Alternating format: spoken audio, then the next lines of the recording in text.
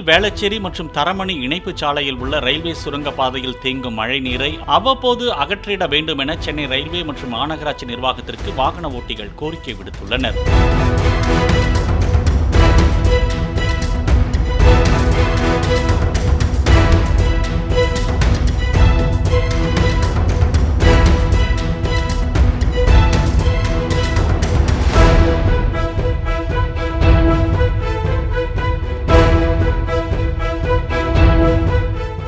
Play store மற்றும் app ஸ்டோரில் இருந்து பாலிமர் செயலியை QR கோடு மூலம் பதிவிறக்கம் செய்யுங்கள். செய்திகளை உடனுக்குடன் பெறுங்கள்.